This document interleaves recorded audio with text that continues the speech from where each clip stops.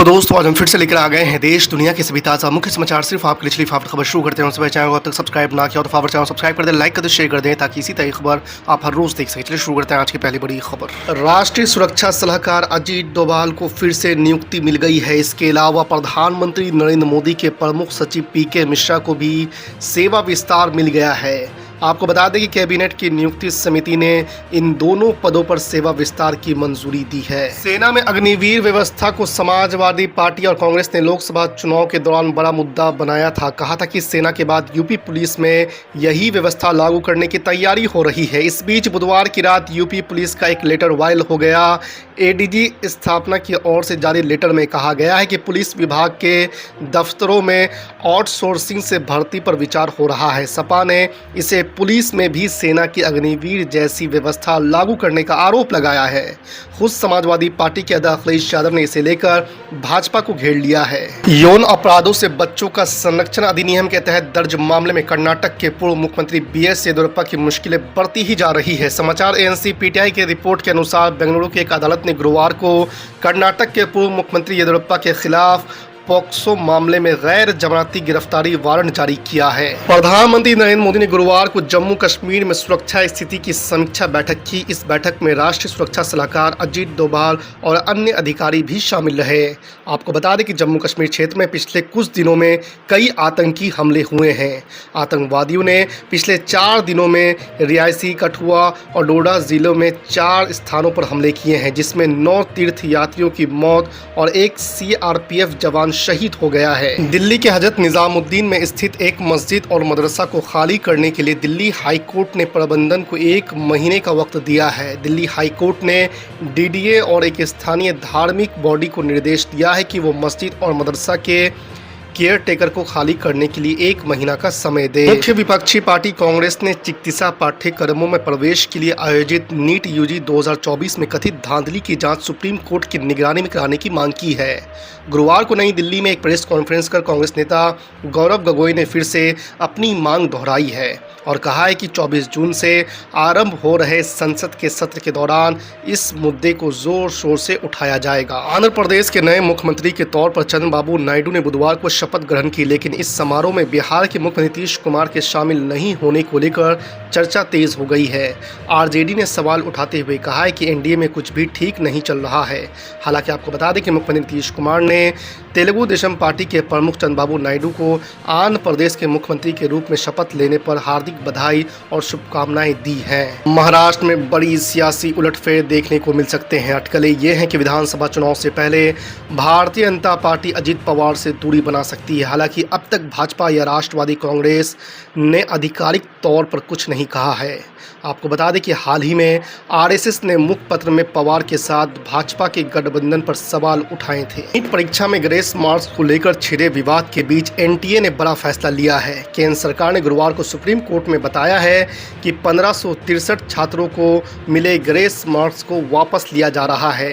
अब इन लोगों का स्कोर कार्ड बिना ग्रेस मार्क्स के ही दिखेगा और उसके आधार पर ही मेरिट तैयार होगी। इसके अलावा यदि ग्रेस मार्क्स पाने वाले छात्र दोबारा परीक्षा देना चाहते हैं तो वो 23 जून को एग्जाम में बैठ सकते हैं। फिल्म हमारे 12 की रिलीज पर सुप्रीम कोर्ट ने रोक लगा दी है। अदालत ने बम्बई हाई कोर्ट से ये भी कहा है कि वो इस मामले में दाखिल अर्जी पर जल्दी फैसला ले। उच्च न्यायालय में दाखिल अर्जी में कहा गया है कि यह फिल्म इस्लाम की मान्यता के खिलाफ है और विवाहिता मुस्लिम महिलाओं को भी गलत ढंग से दिखाती है। जस्टिस विक्रम नाथ और जस्टिस संदीप मेहता की बेंच ने कहा है कि जब फिल्म के खिलाफ हाई कोर्ट में दाखिल अर्जी पर फैसला नहीं होता तब तक मूवी की स्क्रीनिंग पर रोक रहेगी। झारखंड प्रदेश कांग्रेस कमेटी ने झारखंड विधानसभा चुनाव के लिए बिगुल फूंक दिया है। कांग्रेस 33 सीटों पर चुनाव लड़ने की तैयारी शुरू कर रही है। आपको बता दें कि साल 2019 में 31 सीटों पर पार्टी ने प्रत्याशी उतारे थे। विधानसभा उपचुनाव में मांडर में जीत मिली और फिर झाविमो विधायक प्रदीप यादव कांग्रेस में शामिल हो गए। ऐसे में पार्टी ने इन सभी 33 सीटों पर चुनाव की तैयारी शुरू करने का निर्देश दिया है। आम चुनाव के बाद देश भर में अल्पसंख्यकों पर हो रहे हमले, असदुद्दीन ओवैसी का आरएसएस पर निशाना। जी आपको बता दें कि एमआईएम के प्रमुख असदुद्दीन ओवैसी का कहना है कि लोकसभा चुनाव के बाद देश भर में अल्पसंख्यकों पर जानलेवा हमले हो रहे हैं। उन्होंने सवाल पूछा है कि क्या संघ परिवार अल्पसंख्यकों से बदला ले रहा है। आपको बता दें कि उत्तर प्रदेश के मुरादाबाद और प्रतापगढ़ में 2 मौलवियों की हत्या के बाद से बवाल उपजा हुआ है। अब ऑल इंडिया मजलिस इत्तेहादुल मुस्लिमीन के प्रमुख असदुद्दीन ओवैसी ने इन हत्याओं पर सवाल उठाए हैं और ओवैसी ने कहा है कि लोकसभा चुनाव के बाद देश भर में अल्पसंख्यकों को निशाना बनाया जा रहा है। एमआईएम के प्रमुख ने उत्तर प्रदेश की घटनाओं का उदाहरण देते हुए सवाल पूछा है कि क्या संघ परिवार अल्पसंख्यकों से बदला ले रहा है।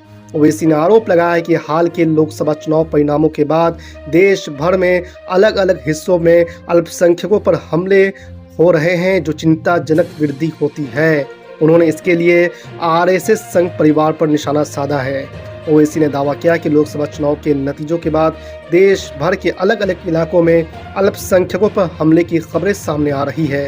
उत्तर प्रदेश में 2 मौलवियों की हत्या की गई। अकबर नगर में अल्पसंख्यकों के घरों को तोड़ा गया। छत्तीसगढ़ में इसी समुदाय से जुड़े 2 लोगों की हत्या की गई। क्या संघ परिवार अल्पसंख्यकों से बदला ले रहा है? ऐसा असदुद्दीन ओवैसी ने निशाना साधा है आरएसएस पर।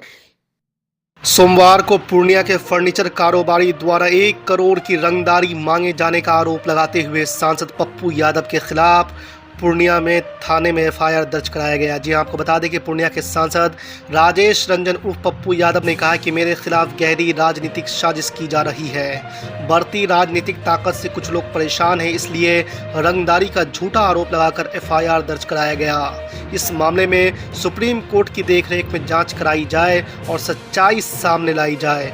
उन्होंने कहा है कि जो भी मामले में दोषी निकले उसे फांसी दे दिया जाए। केंद्र में नरेंद्र मोदी नेतृत्व में एनडीए की नई सरकार बन गई। रविवार को पीएम मोदी समेत 72 मंत्रियों ने राष्ट्रपति भवन में आयोजित भव्य समारोह में शपथ लिया और एक के बाद एक मंत्री अपने अपने मंत्रालय का कार्यभार भी संभाल रहे हैं। बिहार से इस बार 8 सांसदों को मंत्री बनाया गया है, लेकिन मोदी के मंत्री परिषद में एक भी मुस्लिम चेहरे को शामिल नहीं किया गया। राजद नेता तेजस्वी यादव ने तंज कसा है।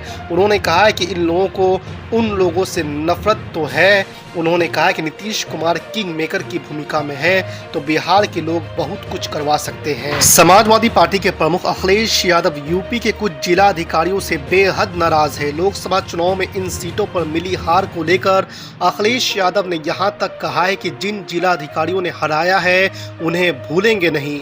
अखिलेश यादव ने 3-4 जिलों का नाम लेते हुए वहां के जिला अधिकारियों को एक तरह से चेतावनी भी दी है। कहा है कि इन जिला अधिकारियों ने किसके दबाव में ये किया, क्यों बेईमानी की, जानबूझकर सपा प्रत्याशियों को हराया गया। समाजवादी पार्टी के सांसद अफजाल अंसारी ने मंगलवार को कहा है कि यूपी में भाजपा को मिली 33 सीटों में से 30 सीटें योगी आदित्यनाथ की वजह से मिली है। अफजाल अंसारी ने कहा है कि योगी ने बीजेपी को यूपी में संभाल दिया। मोदी के चेहरे का जादू तो पूरी तरह खत्म हो गया है। यहाँ तक कि मोदी की सीट बनारस से आसपास की सभी सीटें भाजपा हार गई है। योगी ने अंतिम समय में बनारस में खूंटा गाड़ दिया, इससे मोदी जीत गए। टीडीपी के प्रमुख चंद्रबाबू नायडू ने राज्य की राजधानी को लेकर मंगलवार को बड़ी घोषणा की है। आंध्र प्रदेश के मुख्यमंत्री के रूप में अपने शपथ ग्रहण से एक दिन पहले उन्होंने कहा है कि अमरावती राज्य की एकमात्र राजधानी होगी। नायडू ने तेरप्पा भारतीय जनता पार्टी और जनसेना के विधायकों की संयुक्त बैठक को संबोधित करते हुए ये घोषणा की है।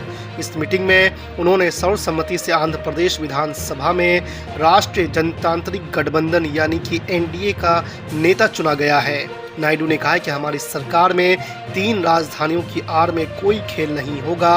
हमारी राजधानी अमरावती है। देश